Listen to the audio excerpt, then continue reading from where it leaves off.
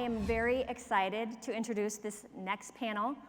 If you guys didn't check it out in the program, you know, what's the radio frequency, Kenneth? I think it's cute, I think it's fun. I'm very excited. I've just been talking with the moderator and the panelists. So without further ado, they're gonna be talking about radio frequency GEOINT and the strengths of using this untapped potential for the emerging GEOINT modality. So the moderator is Jack O'Connor, Director of the Geospatial Intelligence Programs at Johns Hopkins University, and the panelists being the Honorable Kari Bingen, Chief Strategy Officer at Hawkeye 360, Dr. Shay, Har-Noy, General Manager of Aviation at Spire, and Karyn Hayes Ryan, Director at Kleos Space Incorporated. So please welcome them onto the stage now.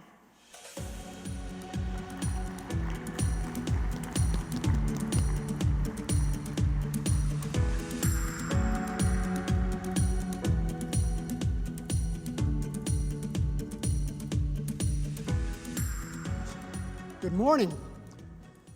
Like everyone else who's come on stage, I'm excited, but I'm also really interested because I have an interesting panel to talk with about the confluence of RF, radio frequency work, analysis detection, and geospatial intelligence.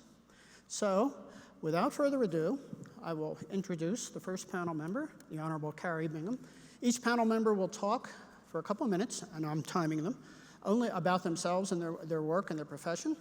And then we'll start with some questions, and we look to solicit questions from you. Please use the app to get questions up here, and we'll answer as many of them as we can in the time allotted.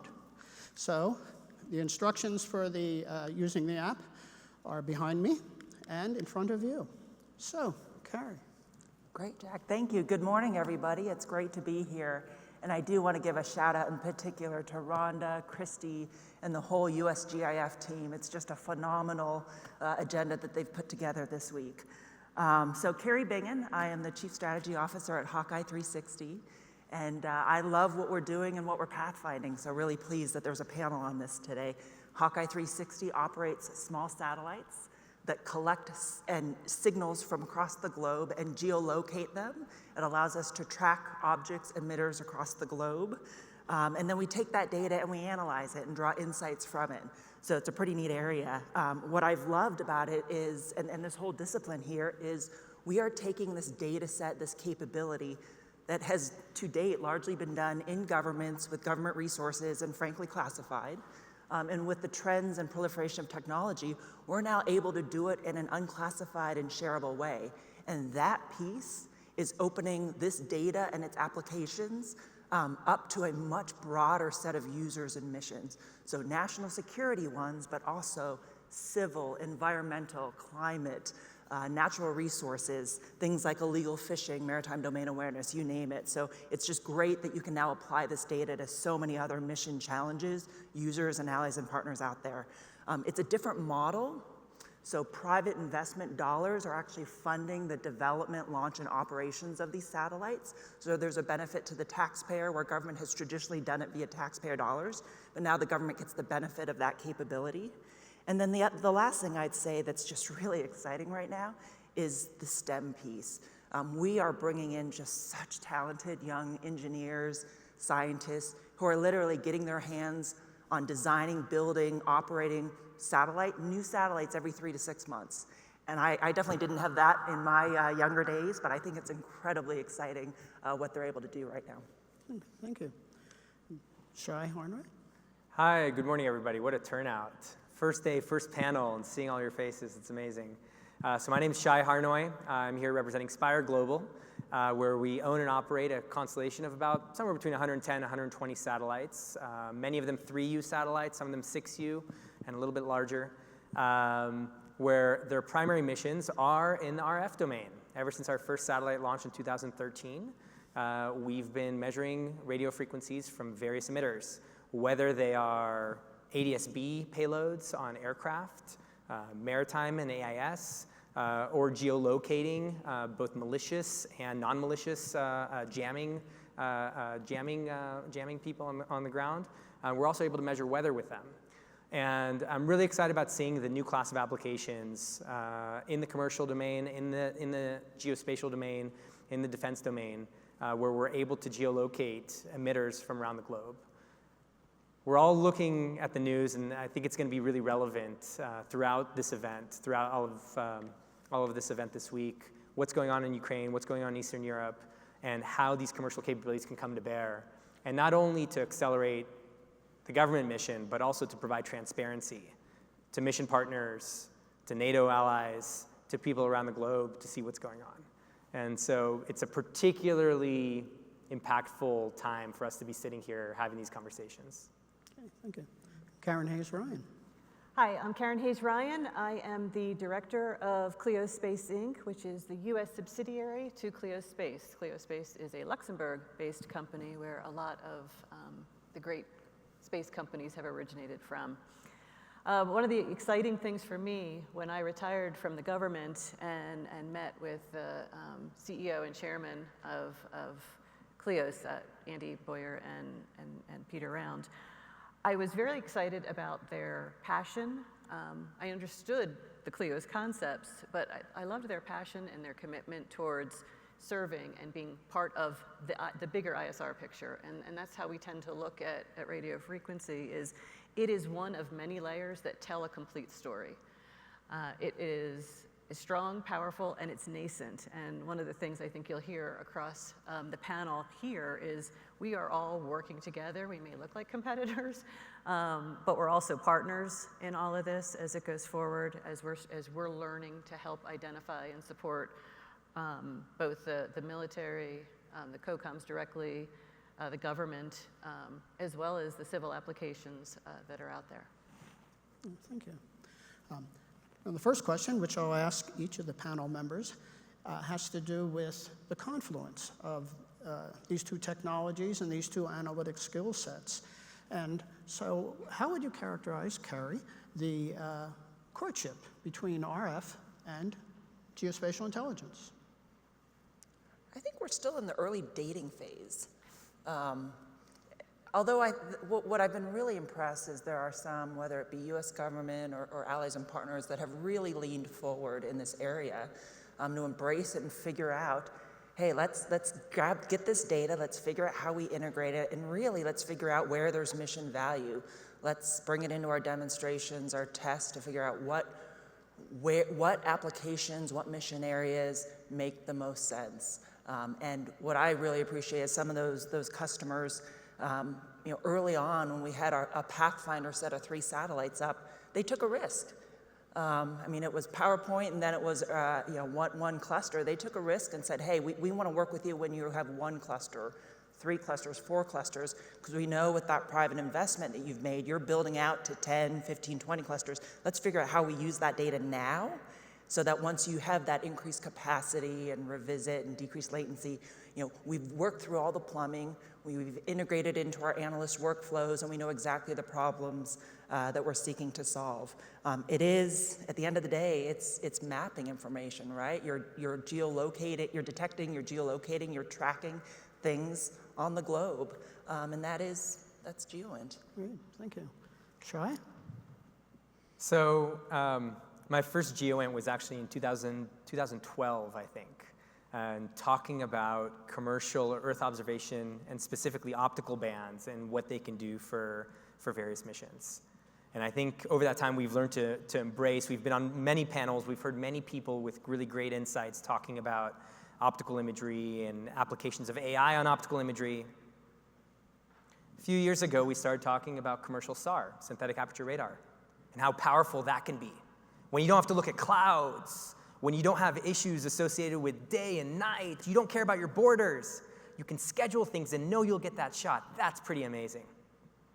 This is the first panel I've been on and I've seen at GEOINT talking about RF geolocation. And I'm going to sit here and say that I think we're just at the infancy, but there's, just like the GEOINT community embraced commercial optical, then commercial SAR, this is now commercial RF. And we have some challenges ahead of us in terms of how we get integrated in the fabric of the mission, how we become a trusted source, a secure source, a reliable source, and we have a lot of opportunities. My customers yell at me when my data is not down within 15 minutes of being collected. 15 minutes every single day, everywhere around the globe. You don't have that in optical. You don't have that in SAR. There's advantages to RF that if you can figure out how to weave it in with the other data sets and put it at the fingertips of people who can make decisions, it's just pretty beautiful. Sure. Thank you. Karyn? So if you look at geospatial intelligence as the foundation of all the other ints that are out there, and I do, and I'm pretty sure Rhonda and Christy do as well, it is very much RF is a natural fit to GEOINT. It may rely on signals, and so some people can call it SIGINT, but everything happens in a time and a space, as you've probably heard from General and D&I Clapper over the years, and it is exactly what we are collecting. What, where, and where they're going. So it is time and space. So to me, it's a very, very natural fit to be in there. And as a almost lifelong GeoInter, this is, to me, where RF belongs. Sure. Picking up on the responses of the panel, who've all talked about the contributions that commercial satellite imagery has made to national security. And I'll start with Karyn this time. What contributions do you think that commercial RF sensors can make to national security missions? So even just talking to our user base and the customers, the COCOMs are very interested in getting RF support for offensive and defensive measures. There's also, as we accumulate more data, as we be able to create that history, we can do the trends and the analysis of paths, where people are going, where objects are going, and identification with that. So it helps with identification, tracking, all very important things that we need from a national security perspective. Okay. And yeah, so I think that the beauty of RF is most pronounced when it's combined with other data sets. And it's oftentimes the leading indicator of where other data needs to be collected or tasked or analyzed. And I think as a commercial industry, we can be on the leading edge of helping to support that, helping to support the sharing. Now, it's interesting, a lot of us are focused on national security missions, but I'm in the aviation business, and even talking to regulators, they're concerned about jamming of GNSS signals, obviously, because the avionics depend on it, right? These are measurements that you can make from space reliably with very low latency that can allow for very quick decision making on the tail end of it. And I think being shareable, being reliable, being accessible between departments, between groups, between missions is really powerful. If I can pick up on exactly what Shay was just saying, I mean, 3 examples come to my head immediately. One is, when you look at what's happening in Ukraine today, it's an absolute tragedy. Our commercial imagery colleagues and partners are doing a tremendous job seeing what's happening on the ground. What we are able to detect is exactly what Shay said, is those electronic warfare, those emitters, emitters jamming GPS, radars, other things that are a leading indicator of, frankly, where Russian forces are and where they're moving, because they co-locate those things with their troop movements or with their logistics and supplies, et cetera. So, the last 20 years of CT, you didn't have this kind of real, sophisticated electronic warfare environment where you're bringing in an adversary is bringing in these EW capabilities paired with information operations, cyberspace. So we're helping in creating understanding of what's happening in that dimension. Indications and warning, you think about the China-India border, 2,100 nautical miles in very rugged terrain, seeing where energy is popping and then helping our imagery and our EO radar colleagues then look, where do you need to look further there? Maritime domain awareness, each of us have these giant footprints able to cover vast amounts of ocean.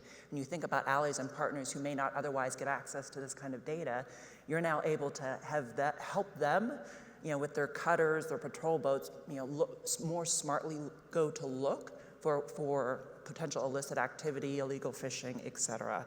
So it's that unclassified shareable nature, it's augmenting other systems, And it's really that tech refresh speed with those, launching new capabilities every couple weeks or months. Sure. Well, the other side of the RF coin is the commercial uses of RF. So again, I'd like to ask the panel, where do they see the future of analysis and discovery with commercial RF? So we're seeing it across the board, across weather, across maritime, across aviation, our three main business lines, where on the commercial side, you're able to track every aircraft in real time, in near real time. And this has ramifications based on the regulatory environment. There's a mandate or recommendation 4015 that every aircraft needs to be tracked in 4 dimensions every 15 minutes with 15-minute latency. Whew, it's a mouthful.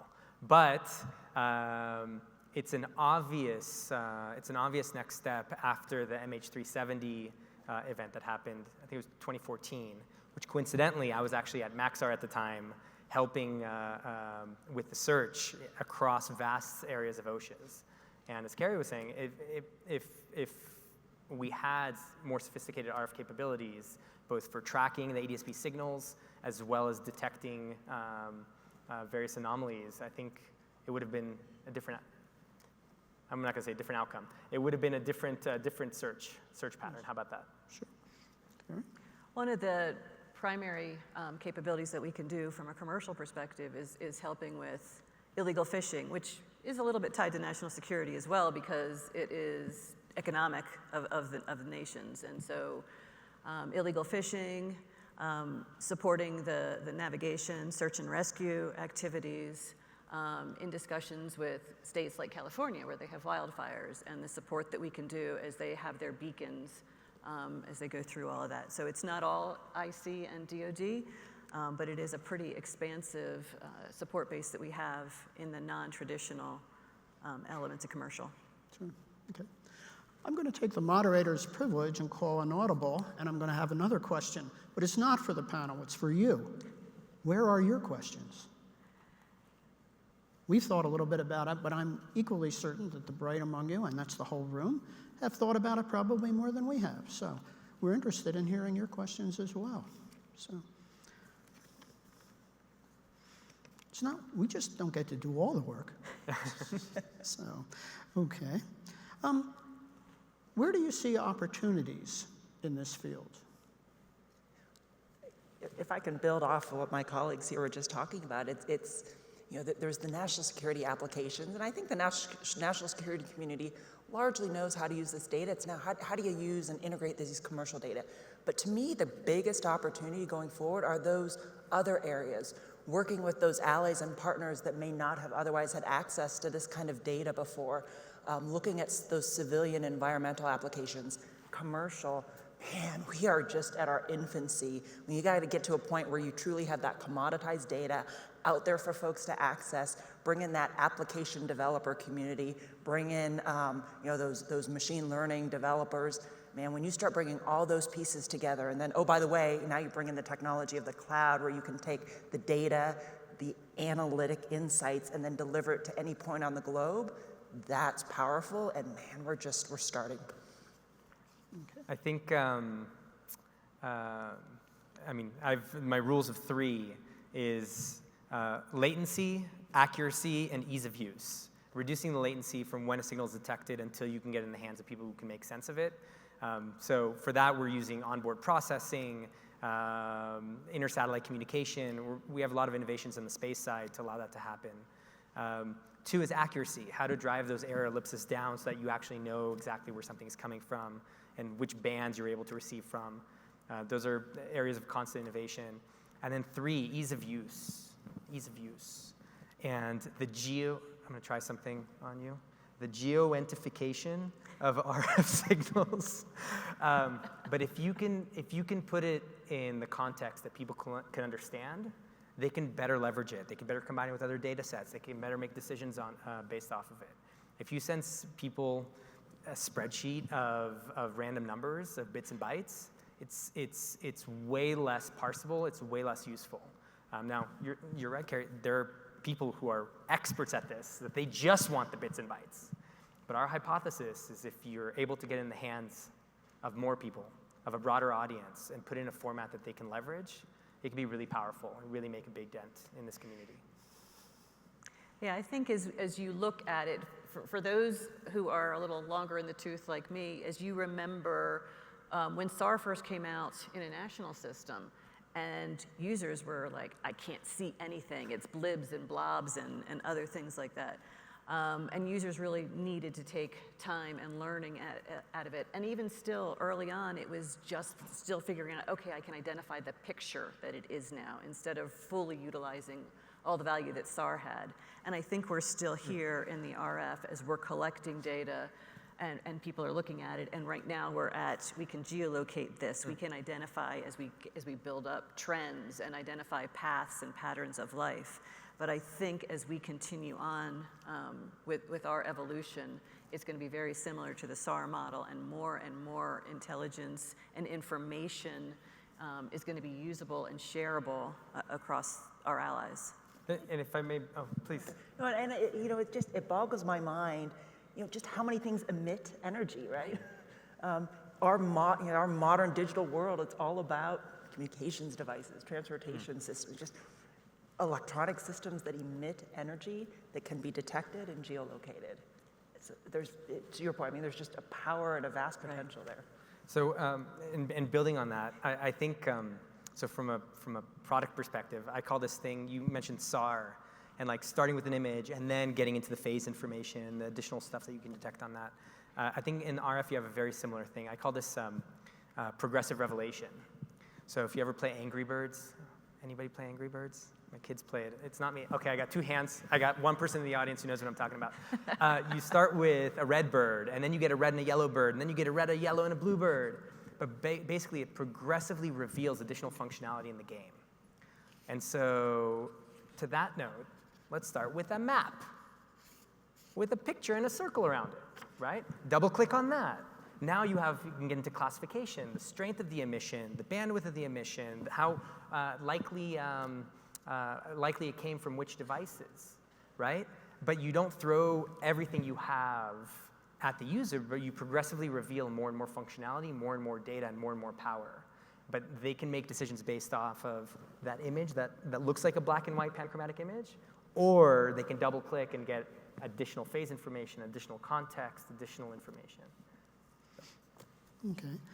Well, one of the challenges with RF, and it's in a tradition inside of GEOINT, was when SAR first came in, analysts and their audiences and customers and constituents struggled because it was not literal. And the non-literality of RF is one of the things that, so how do your groups work with analysts to discover what's the best way to build context with RF included?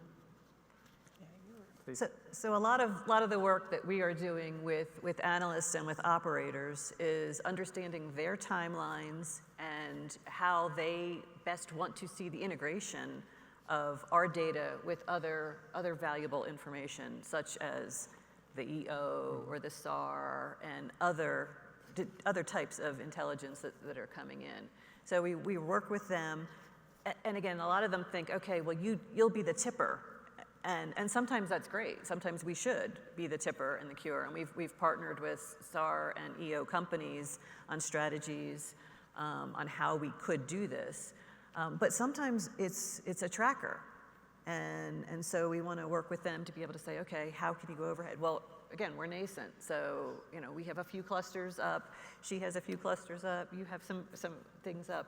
And we have to work together to really get this data so that we can get into a tracking mindset that I think is very beneficial for our DoD and our IC customers. I think don't underestimate the value of the pipes that put the data in the hands of people who can make use of them. And so I think we're just at the infancy of that, of getting the data in the right format, in the hands of the people, in the environments they want to operate on. If they have to swivel their chair between different screens, it becomes inherently less useful and less actionable. And so we're just at the beginning of that, of how do you make it accessible in the right environments for analysts that can leverage it.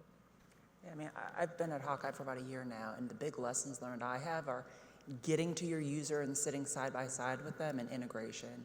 and the users, if you can embed, even for a little bit of time, to really understand what their problems are, what their pain points are, how they are using or could use your data, and you're there to help them and iterate back and forth, that's incredibly powerful, because now you're seeing the workflows that they're going through, the toolkits that those analysts are using, and so it's helping them understand how do you put an ellipse on this particular analyst base map.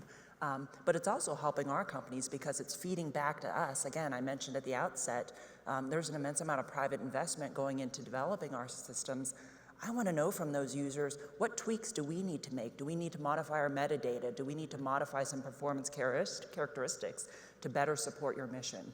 And then on the integration piece, as Shay just said, many of these government users, they're not going to want to buy a 31st platform. They have 31 screens on their desk, right?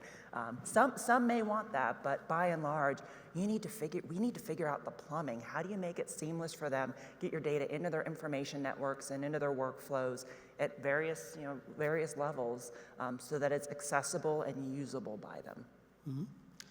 And a question from the audience about what improvements are coming to RF capability in the future, to the extent that you can talk about them. So I think obviously latency and accuracy and usability, I think we've been there talking about that. The one thing that I've been pretty excited about what Spire is doing is we have a pretty sophisticated assembly line of people building fancy satellites really, really quickly. From contract signature, we've launched and been operational within 6 months. So 6 months from the red sign on the dotted line until data is flowing down from space. And that's because we pre-book launches every quarter, and there's a really fast cadence of development, integration, and launch.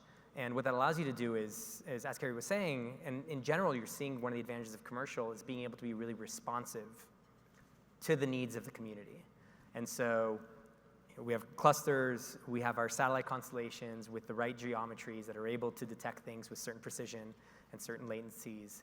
But as we learn more, we're able to modify that footprint, modify the bandwidth, and modify the frequencies detected, et cetera. And so that's kind of one of the advantages of the folks you're seeing here in this conversation. So.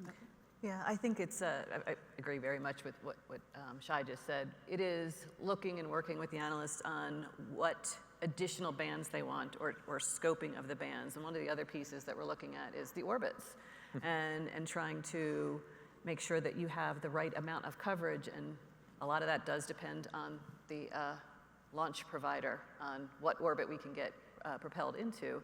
But it is, the certain orbits will allow you to see certain parts of the world 9 times a day, as opposed to twice a day. And so that is something that we really do want to make sure it's not just a matter of throwing more and more satellites up in the same orbit, but it's the diversity of orbits that I think will start allowing us to really sink our teeth into certain hot spots in the world.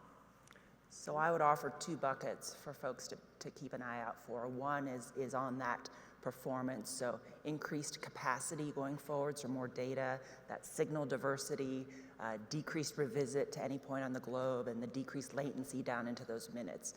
But the second bucket that I'm actually the most excited about it's the analytics piece, is the more data you have out there, what the heck can you do with that data, right? We will be able to get to a point where you want a maritime domain awareness package. You want to understand what the Chinese fishing fleet is doing. Here's that package. You want to understand GPS interference. Here's that package. You want to understand the behavior of coastal radars. Here's that package. You're concerned about risk of ships that rendezvous with other risky ships. And is there a risk here, whether it's for insurance or national security purposes? People are developing those models now. We need a lot more data to really train them and make them more effective. But that, to me, is the exciting part of where you take this. Okay. So let me hassle you on that a little bit, Kari. Okay, go for it. So one of the challenges in the optical domain is push-button analytics versus tailoring a model to a specific part of the globe or to a specific use case. Are we going to see the same challenges in the RF domain where you kind of need to be really smart about the coastal waters of the South China Sea in order to make a meaningful risk model? Absolutely, and the last time I was at GEOINT, I was in my government role, and I got to talk about an AI pathfinder in the Department of Defense called Project Maven, which was on full motion video. But one of the points I made is, hey, we all use that buzzword AI, but we're really at that early stage of machine learning, and we're learning all of those things. And exactly to your point, yeah, you can't lift and shift one model and put it in something else. You really need to train with data from that region under those environmental conditions, that unique actor with its behavioral set. I mean, there'll be some things you'll be able to modify, but you're absolutely right. Sure. Well, maybe we're wrong. We'll walk around the exhibit floor. There's a lot of advances. We have in an the domain. awesome data scientist at our company, and she's going to correct me afterwards. So Okay. maybe Maybe we're wrong, but I don't think so. I'll pick up on a point that Kari brought up with Project Maven, and it comes from a question in the audience. What are your thoughts on the ethical implications of commercializing RF or SIGINT data with respect to an overly policed citizenship such as China and what they're doing with it? So I think privacy is an important concern, of course, whenever you have these satellite systems where they don't have limitations around borders, they don't have limitations around parcel boundaries, right? And I think being good stewards of that information that we collect, making sure that it gets in the hands of the right people, allies, mission partners on the defense side, but also on the commercial, what are you planning on doing with this? Now, as far as personally identifiable information, there's many emissions throughout the internet, throughout our mobile devices that are not necessarily captured from space, but that have a lot of information baked inside there. But I think that is a topic that will continue to circle as our capabilities become more powerful and more accessible. Yeah, there are several legal, regulatory policy, and then our own internal policy that we do abide by, Electronic Communications Act, regulatory pieces in terms of protecting capability and certain signals, and obviously not working with certain end users. And frankly, as a matter of company policy, you will not see us sell our data to Russia, China, Iran, others. So there's a lot that we can also do internally. But I think it's a great policy discussion as we go forward as well, and making sure that we all are, as Secretary Mattis used to say, operating in that ethical midfield. Sure. Again, the moderator's prerogative. The panel's talked about the excitement of getting this data in the hands of really smart analysts. And really smart analysts come out of really good educational institutions. So if you can talk a little bit about how you draw smart people into your organizations. So we just did our first set of internships at Kleos, and we were very excited. They came in, they were from Virginia Tech. They have a space program that's kind of a other duty as assigned for the students. And we took great advantage of them and also gave them a lot of opportunities as well. So this was an internship during their school year, so they brought it into their university, into their curriculum. But they did an orbit study for us on how to optimize orbits based on certain intelligence problems and national security issues and topics like that. And it is really important for us, and for all of us, to really work with the universities to help identify these are the skills that are emerging, these are the needs that we have, and please tell us what we're not even thinking about. Like as your brain trust is working on these topics, what other thoughts should we be thinking? Which is one of the greatest opportunities for us, because as smart as we all are, there's always somebody at some university somewhere who thought, yeah, they're missing the point. We could do X, Y, or Z. And those are the folks that we also want to make sure we bring in. Yeah, I mean, when working in the national security sector, I'm used to satellites that go up every 5 to 10 years. I now get to talk to our young folks at the company and say, yeah, you're designing, you're hands-on different hardware, you're developing different software modules for satellites that are going on orbit every 3 to 6 months. I mean, I think it is incredibly challenging to get talent right now, but at the same point in time, I've been so impressed by the talent that we're able to get. Virginia Tech, MIT, Maryland, Yale, electrical engineers. We just have a phenomenal group of folks that, you tell them, hey, we're doing something that's never been done before commercially. You want to do that? And they're excited and they're making a tremendous impact. We're working with the Skill Bridge program to bring in military folks, which is phenomenal, to have that complement, and then their understanding of service and mission and use cases. And then also working with programs like the Brooke Owens Fellowship to bring in just diverse talent as well. Sure. So I think beyond the talent, absolutely, sourcing talent and encouraging the study in this domain. We also have an obligation. So it used to be the coolest supercomputers to do big data analysis were in universities. Now they're kind of in commercial companies. The coolest data sets, the biggest, most impactful, most diverse data sets are in commercial companies. And if we keep it under lock and key, then it's kind of denying the possibilities of research, which will ultimately benefit us and the mission and the use case. And so we bring in interns. We're about to announce an interesting collaboration with Meaningful Research Institute in the domain, working on joint research, where we're able to bring in the minds and the academic expertise and combine it with the data sets that we have.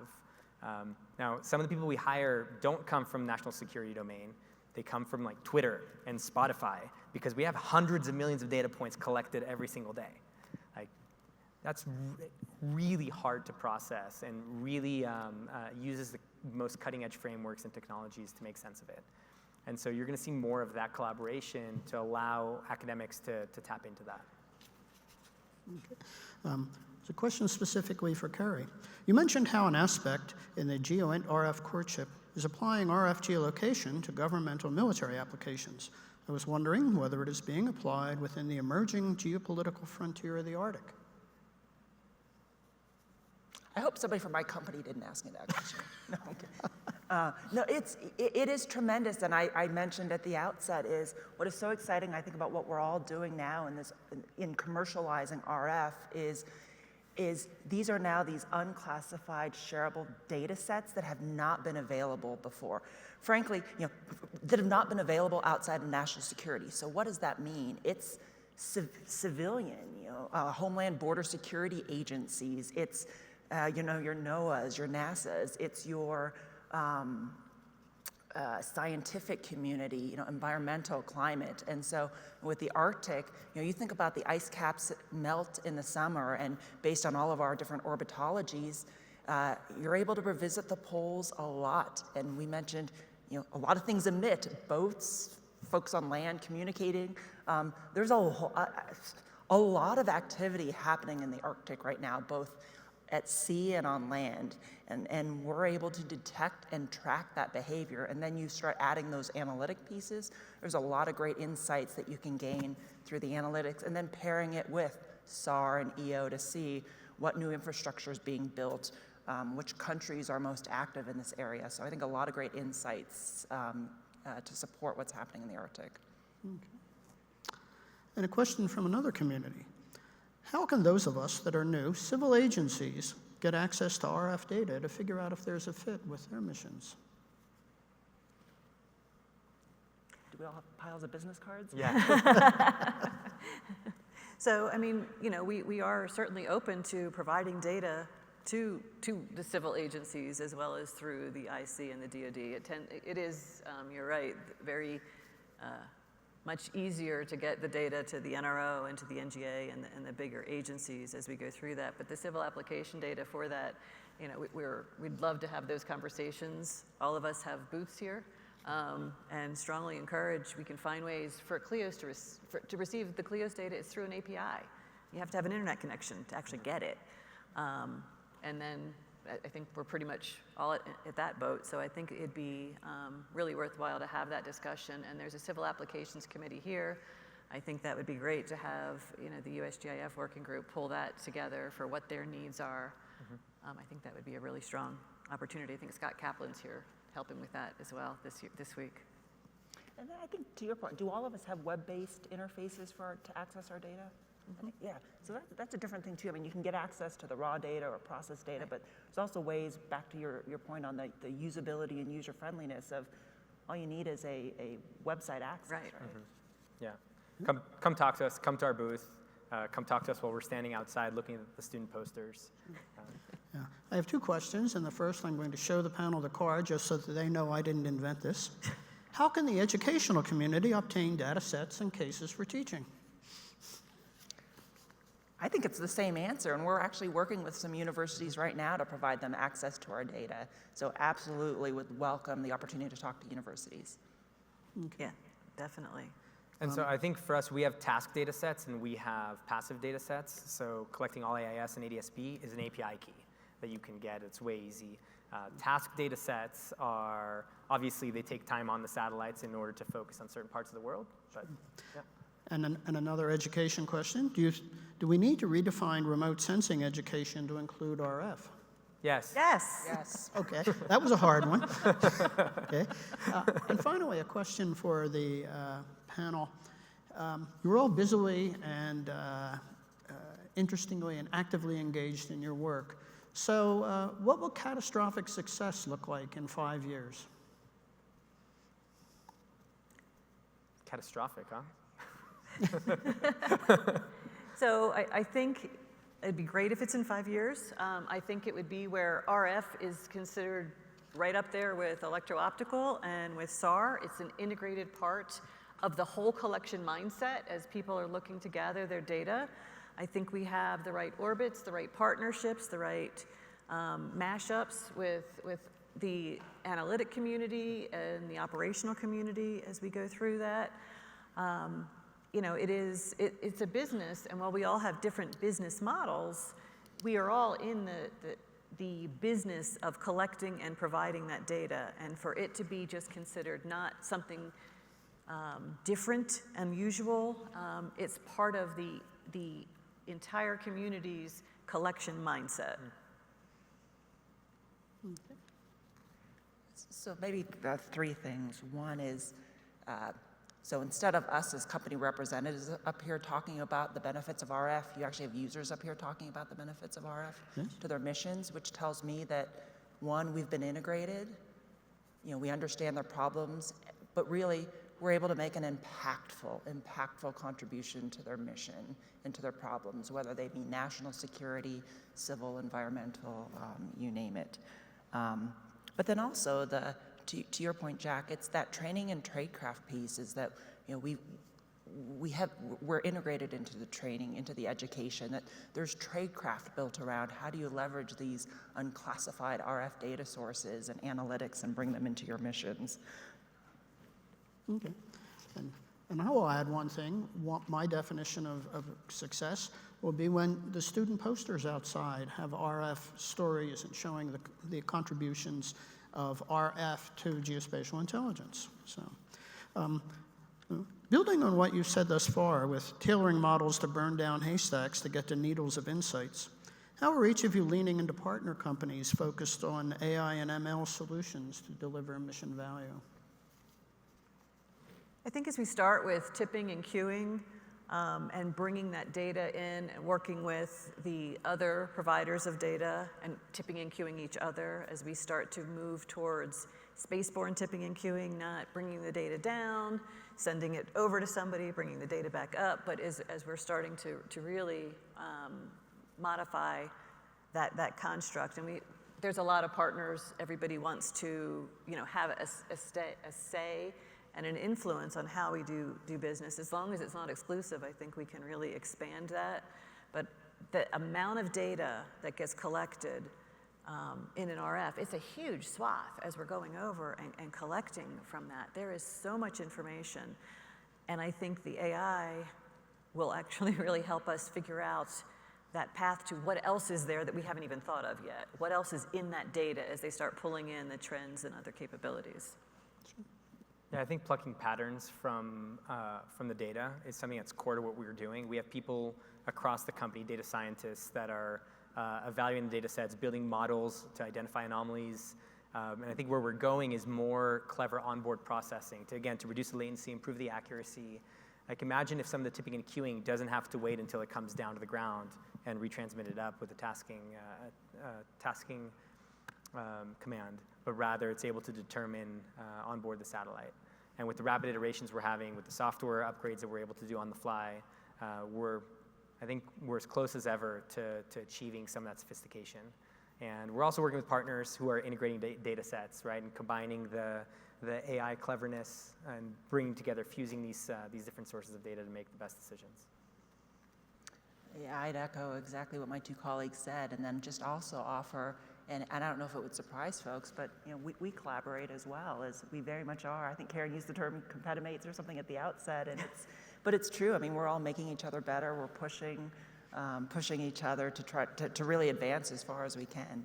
And we are very open. We are partnering with a lot of different entities and a lot of different vectors, but also open to pushing that even further. Because we also recognize at the end of the day, a user that's going to make a decision off our data isn't going to make it off of RF alone. So you need to figure out that tipping and queuing, that fusion, how to bring all those the open source data sets, how to bring all those pieces together. Sure. I would like to express my thanks to the members of the panel who made my job easier, and to the members of the audience who also made my job easier. So a round of applause for everyone.